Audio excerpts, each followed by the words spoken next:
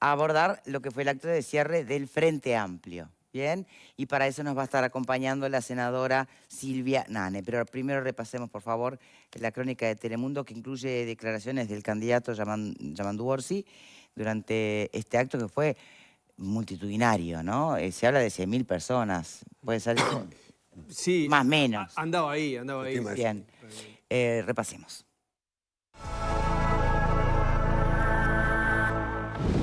No es tiempo de carnaval de las promesas, es tiempo de 5 compromisos puntuales y básicos, dijo Yamandu Orsi. El primero es el diálogo permanente, el segundo el crecimiento económico y la estabilidad. Y esa estabilidad y ese crecimiento pasa, por ejemplo, por apoyar a las pymes, por apoyar a las pequeñas y medianas industrias que no tienen palenque el que recostarse. En ese segundo punto mencionó también un plan de riego, más tierras para colonización y empleo juvenil. El tercer punto fue la protección y el bienestar social, con mejoras en la tarjeta Uruguay Social y en el acceso a medicamentos. El cuarto compromiso fue hacerse cargo de la seguridad. Y ahí es claro que hay que ser muy duro con el delito y ser muy duro con las causas de ese delito. Y ahí la intervención en nuestros barrios del Estado es fundamental, porque cuando el Estado se retira, ese espacio lo ocupan otros. Y por lo general, quienes lo ocupan, le están haciendo la vida imposible en los barrios a nuestra gente. Orsi dijo que transparencia es decir la verdad, que el ingreso a la función pública sea por concurso o sorteo y fortalecer la JUTEP. Agradeció a los dirigentes históricos del Frente Amplio, a los militantes y a los que van a ir a votar el domingo. ¡Viva la democracia! ¡Viva la libertad! ¡Viva el pueblo uruguayo! ¡Hasta la victoria, compañeras! ¡Hasta la victoria, compañeros!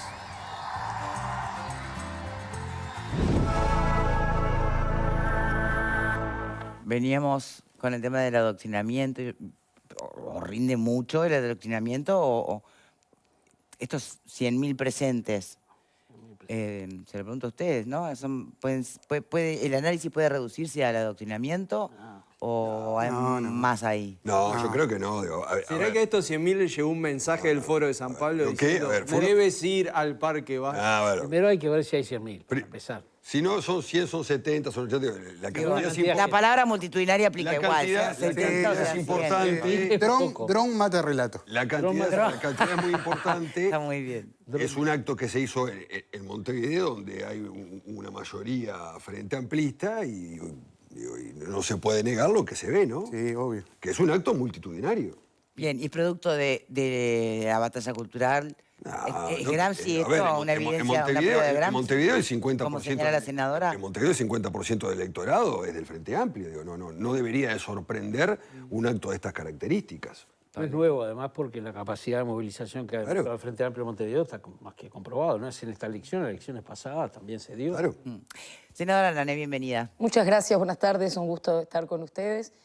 Feliz día. Gracias. A todos los periodistas y los trabajadores de los medios de comunicación. Muchas gracias.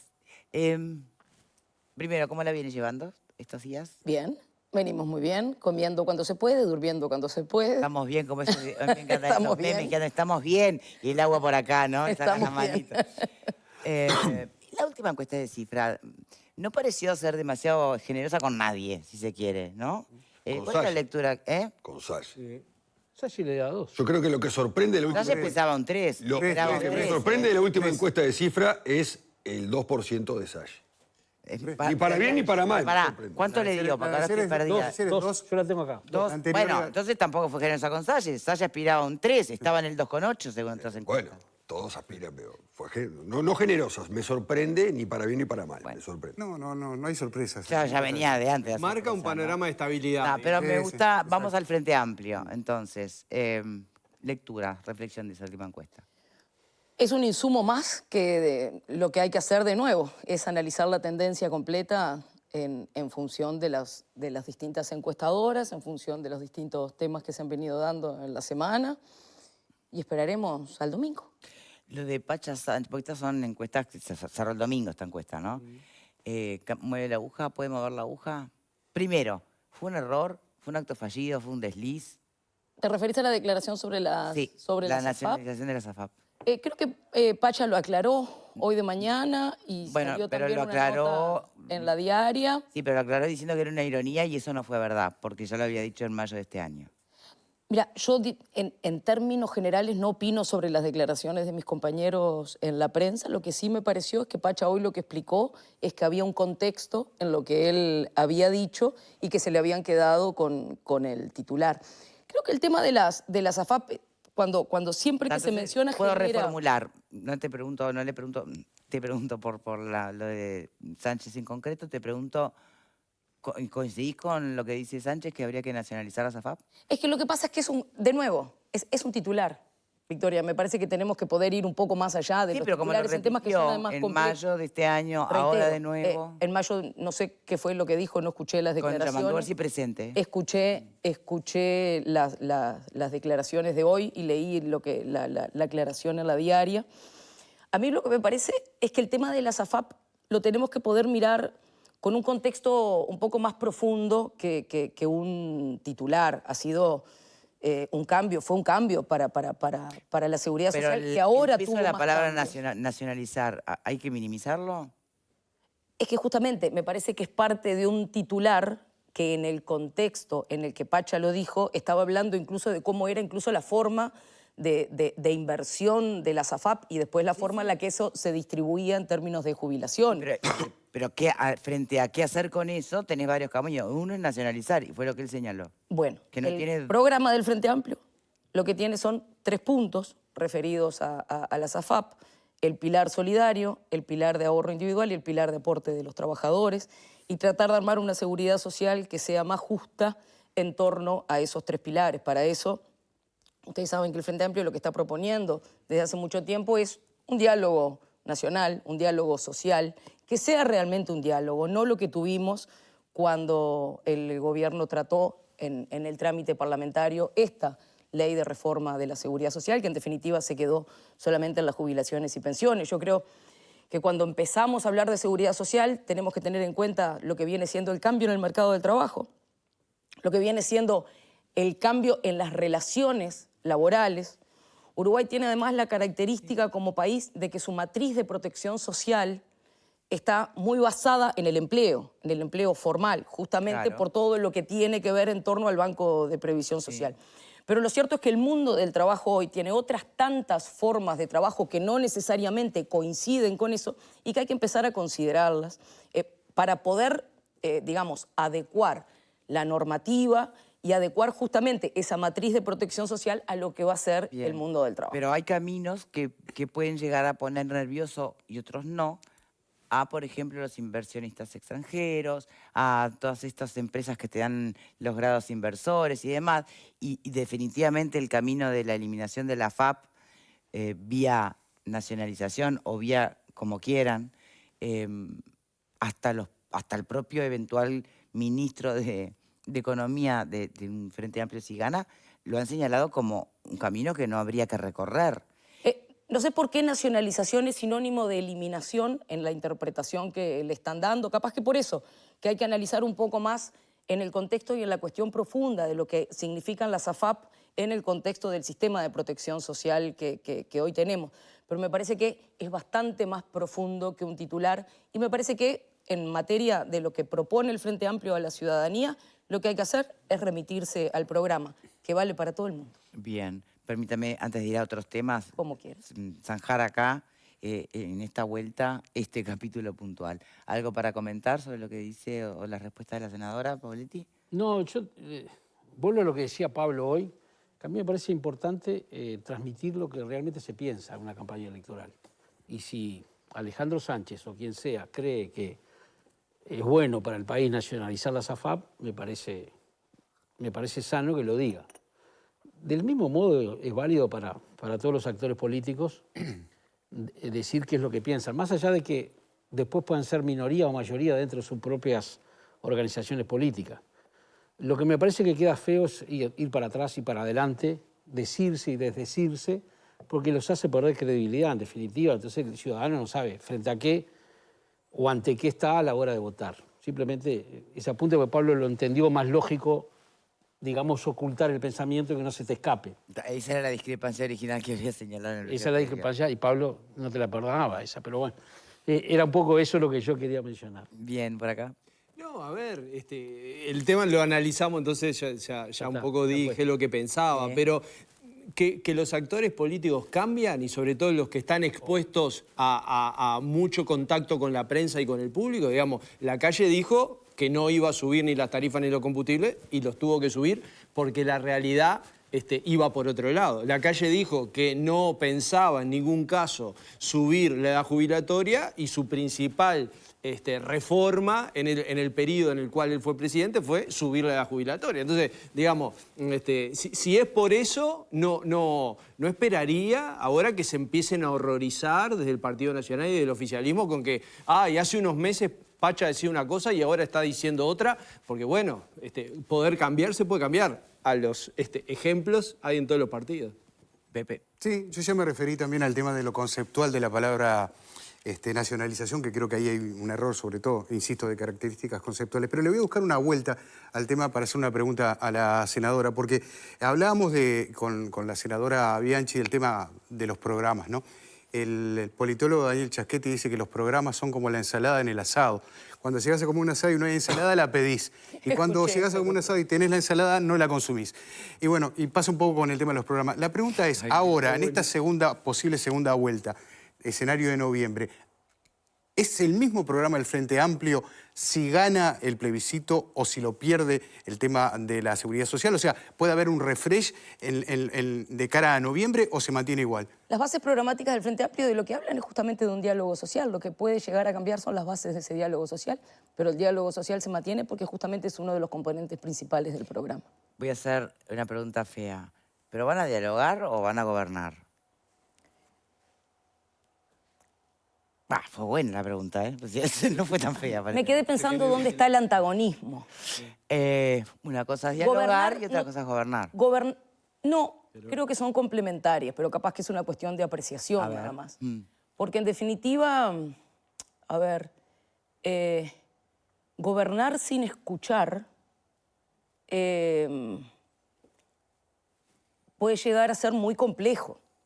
Sobre todo porque desde el poder del Estado uno se mete en la vida de la gente, definitivamente. Ya sea desde la normativa, desde las decisiones de las políticas públicas, desde evaluar el impacto de algo que se quiere hacer a través justamente de una política pública. Entonces me parece que cuando uno se va a meter en la vida de la gente con el poder del Estado, lo primero que tiene que hacer es escuchar, o por lo menos hacerlo parte de su dinámica de gobierno. Bien, pero ya hay un ejercicio previo. ¿Perdón? Por algo, hay un ejercicio previo. Por algo depositan en ustedes la representatividad. Sí, la representatividad no quiere decir que uno vaya al Parlamento o a sus acciones que la ciudadanía, o a los lugares de representatividad o de responsabilidad que la ciudadanía otorgue, ya sea en el Poder Ejecutivo o en el Poder Legislativo, con las orejas tapadas, a hacer lo que a uno le parece. Me parece que el diálogo es parte de la vida, sobre todo cuando uno tiene responsabilidades públicas, y la representatividad, en definitiva, forma parte justamente del diálogo democrático. Frente Amplio, de hecho, sus bases programáticas están basadas en distintos ejercicios de diálogo social. Lo empezamos a hacer con el Frente Amplio Te Escucha, seguimos con el diálogo por Uruguay. Por eso decía yo, ese ejercicio del diálogo, de escuchar, lo vienen practicando hace rato. Entonces, el diálogo es escuchar y es hacer, ¿verdad? Si llegan a ser electos, ¿cuánto margen para el diálogo y cuánto para actuar? Pero es que no lo veo contradictorio, Victoria, porque el diálogo forma parte de mecanismos de participación. Y la participación lo que requiere es un vínculo de confianza entre el Estado y entre la ciudadanía. Y ese vínculo de confianza no se da sin el diálogo. Y a partir de ahí, sí, claro, hay un montón de mecanismos burocráticos, administrativos, normativos, que quienes tienen responsabilidades públicas los hacen carne haciendo políticas públicas, haciendo acciones, tomando decisiones de gobierno, votando leyes, haciendo diálogo parlamentario. Pero me parece que no es contradictorio dialogar con gobernar. Me parece que un gobierno... El diálogo parlamentario es una cosa, el diálogo social es otra, ¿no? Por supuesto, por supuesto, por eso los puse por separado. Es necesario un diálogo parlamentario, porque cuando todos sabemos que ¿Qué cuando... va a pasar con las mayorías a todo esto? Y bueno, Que esta vamos última a ver. encuesta abrió un espacio Sí, nuevo, sí. ¿no? Habrá, Una posibilidad habrá que nueva. verlo. Sí. Habrá que verlo. Pero me parece que el diálogo igual, cuando uno tiene mayoría, también debería dialogar. Porque si no, lo que en definitiva quedamos haciendo es que una mitad se impone sobre otra mitad.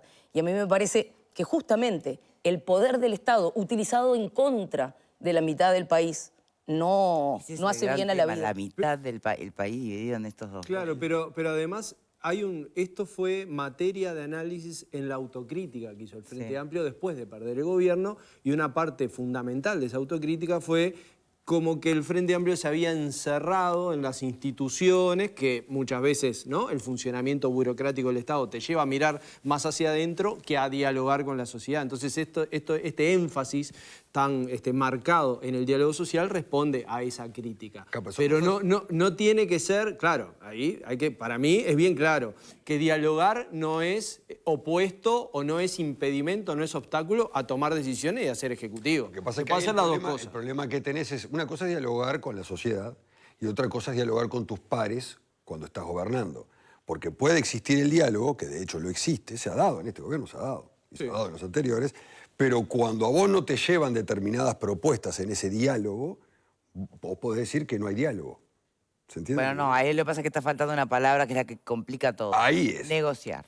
Exacto. Dialogar no es lo mismo que negociar. Exactamente. Esa Y la es otra diferencia. parte puede entender que en realidad hay un diálogo, pero no hay una negociación porque no me llevas mi propuesta. Entonces, por la galería. Y es complicado. Depende cómo lo tome la otra parte. Yo lo que- El hecho de que sea complicado no quiere decir que sea No, estoy de imposible, acuerdo, estoy de porque acuerdo. la vida es compleja. Estoy de y a acuerdo. problemas complejos, soluciones complejas. El tema es Por que eso la hay otra, que dejar de hacer. Claro, pero el tema es que la otra parte asuma, no importa si es oposición o es oficialismo, que la otra parte asuma de que aunque no le lleven las propuestas, el diálogo existe. Es que para dialogar se necesitan por lo menos dos, porque si no es un monólogo. Bueno, pero a veces se da entre las dos partes, pero hay propuestas que no se llevan. Por ejemplo, yo, en el tema de la reforma de la seguridad social, yo soy un convencido de que se dio un diálogo.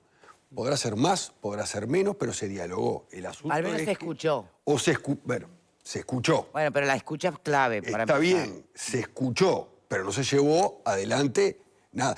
Usted me mira así, senadora, se escuchó, se escuchó. El asunto es como ¿Cuántas los otros... organizaciones fue que pasaron después de que se armó la comisión de expertos?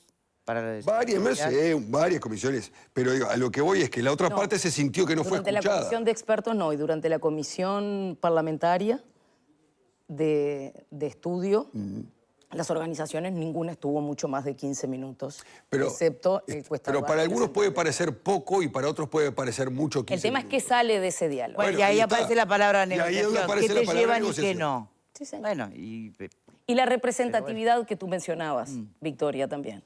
Porque recordemos que la comisión de expertos se creó a partir de que el gobierno había incluido en un artículo de la ley de urgente consideración modificaciones al sistema de seguridad social y como era anticonstitucional, se sacó de la ley de urgente consideración y se hizo una comisión de expertos que ustedes recordarán,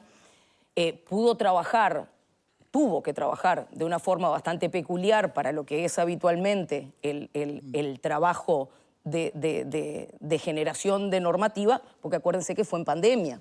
Todas las reuniones eran por Zoom y además tuvo una particularidad, la integración de la comisión de expertos, que era que, ustedes recuerdan, tenían representantes designados por el Poder Ejecutivo y después iba la ONASPU, el Frente Amplio y la Central de Trabajadores, que fueron las únicas tres organizaciones que siempre tuvieron postura y definiciones institucionales, o sea, de representatividad.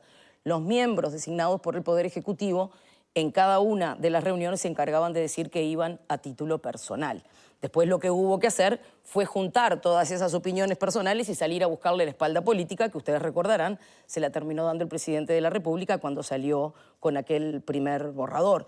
Parte de la comisión de expertos también estuvo el BID, estuvo la OIT y estuvo el BID y el... Bueno, no me acuerdo, otra organización. Pero a lo que voy es que hubo actores de distintos lugares donde en definitiva la única representatividad organizacional la tuvo el Frente Amplio, la ONASPU y los trabajadores. Bien. Fue una sumatoria de opiniones personales, lo que salió de ahí, donde primó la de Saldain, por supuesto. Bien. Bueno, siendo a otros temas dentro de lo que fue este acto de cierre y lo que pueden llegar a ser las expectativas para octubre y noviembre. Descontado que la 609, el MPP, va a tener mucha representatividad en el Parlamento. ¿Qué sería para la amplia, puntualmente para la lista 1358, un resultado exitoso en cuanto a representatividad? A ver, la representatividad, en términos numéricos, la dirá la ciudadanía. Y me parece que... ¿A qué aspiran? Para nosotros, el hecho de haber podido conformar un espacio electoral con contenido, un espacio electoral con identidad propia, ya fue un logro muy importante. Nosotros veníamos como la amplia, siendo la opción A, ¿no? La opción a otra cosa. Desde el 2019, no la opción A. Me quedé pensando, digo, qué optimista, caramba, bueno, pero... Por eso quise hacer la aclaración. Está bien. Cuando nosotros formamos la amplia en el 2019, para las internas del 2019, era la opción para votar a Carolina sin votar la 609, para poder reconocer ese espacio de independientes. En octubre hicimos, digamos, el mismo mecanismo en opción a la 1001, que era la lista principal para las elecciones de octubre. Después mantuvimos la definición de un espacio alternativo A en Montevideo, cuando fueron las elecciones departamentales. Y a partir de ese momento la amplia empezó como a tener una identidad más propia, porque nos pudimos juntar a partir de armar lo que fue el programa ABC de la Intendencia de Montevideo. O sea, nos reunimos a partir de propuestas que nosotros entendíamos fundamentales para la gestión de Montevideo. Ese ABC después se convirtió en el ABC+, se convirtió en una segunda vuelta a partir de acciones de emergencia. Lo seguimos trabajando con un montón de compañeras y compañeros para las internas, armando aquello que fue el Plan País 1 y el Plan País 2.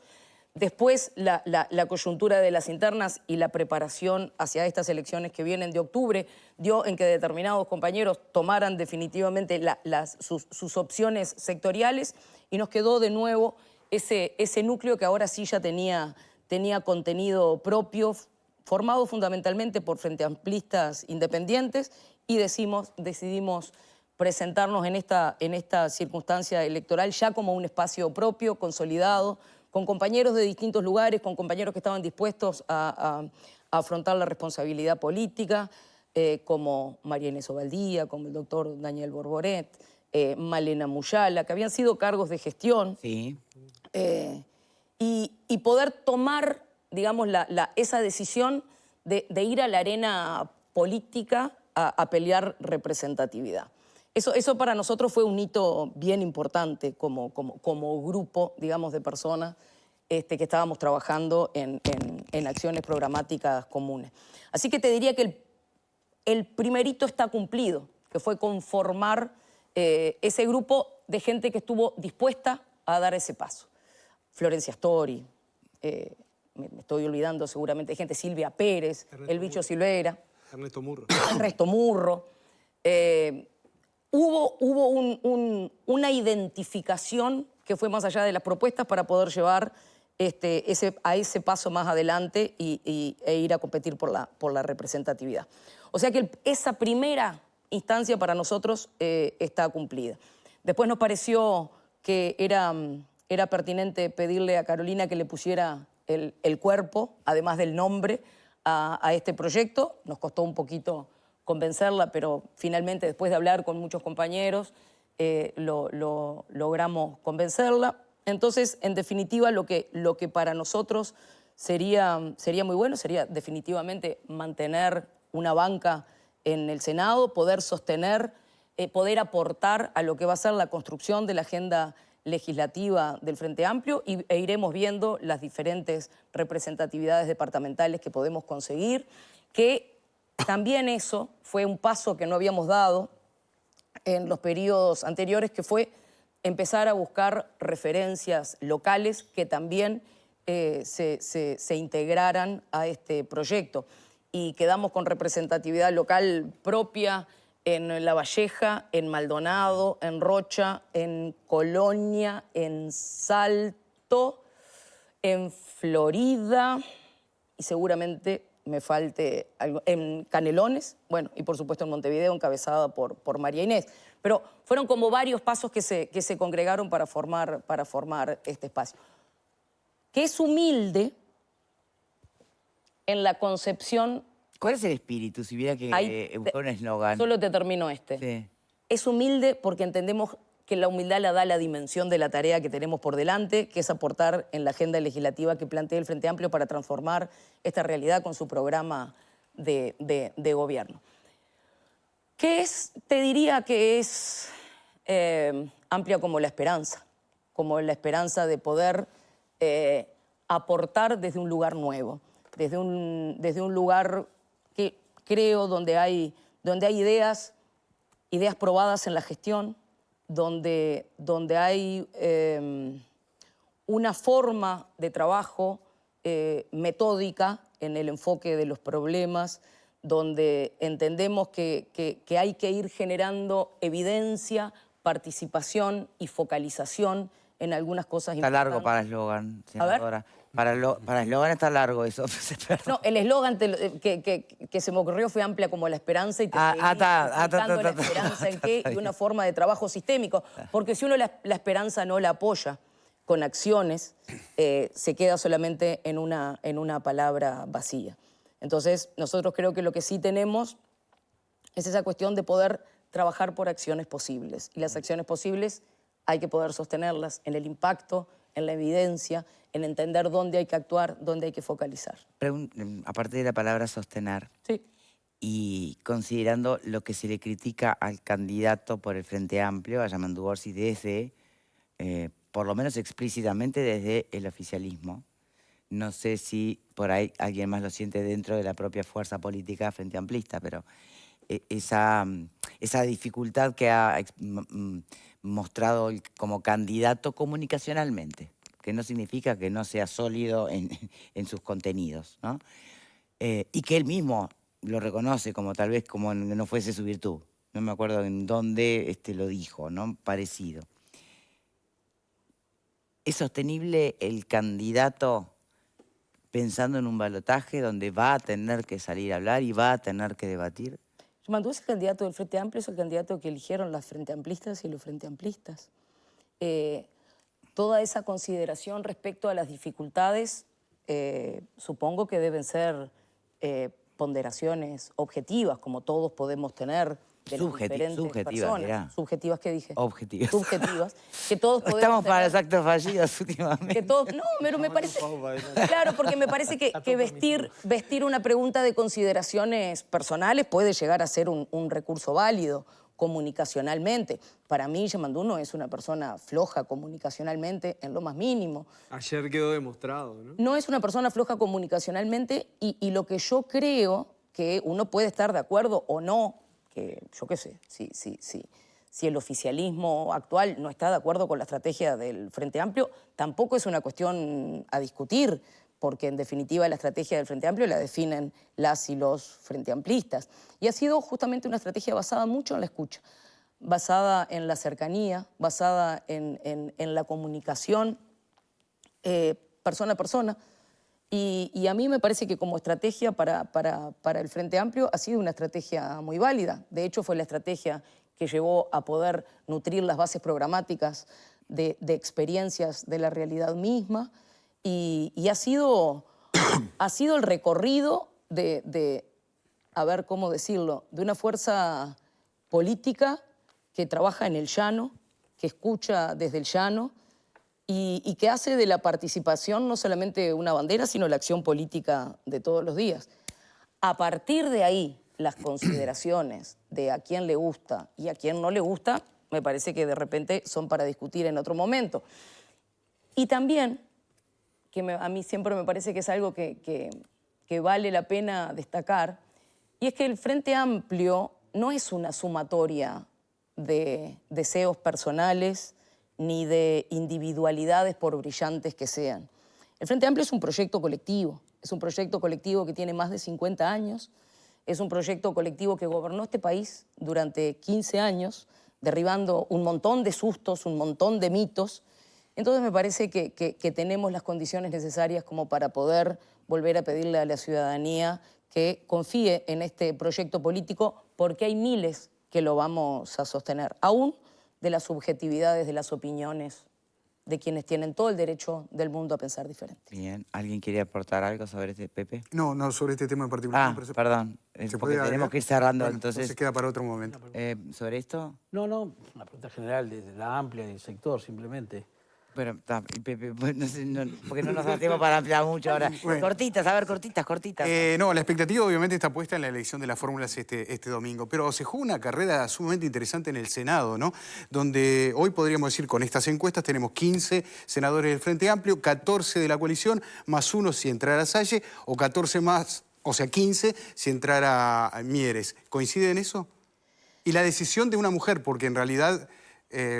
vicepresidenta va a haber, de un lado o del otro. Vicepresidenta va a haber, seguramente.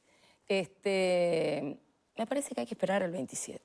Me parece que, de nuevo, las encuestas son un insumo bien interesante que hay que poder analizarlas, pero a mí me gusta ser cuidadosa y me gusta ver los números finales y a partir de ahí poder entender la realidad. Coincide con Bianchi, entonces. No sé qué ¿Sobre dijo qué? Bianchi, Claro, capaz que sí. Sobre esperar hasta... No me la tires Bueno, así pero esperar a octubre como de una dice forma. todo. Sobre esperar Tan hasta, tajante. sobre A mí esperar me hasta el quedó domingo. haciendo No ruido lo de escuché que el lo que Frente Amplio dijo. es un proyecto colectivo y que no importaba tanto quién fuera el candidato, más o menos así. No, fue lo que dije dijo. es que no era una sumatoria de individualidades, que cada quien tenía derecho a pensar lo que quería, pero que el Frente Amplio definitivamente Pero es que iban un a proyecto sostener colectivo. a que quien quiera fuera el candidato. Eso sí. Pero se supone, Victoria, que desde el momento que hay elecciones internas y que las fuerzas políticas eligen sus candidatos, es una decisión colectiva.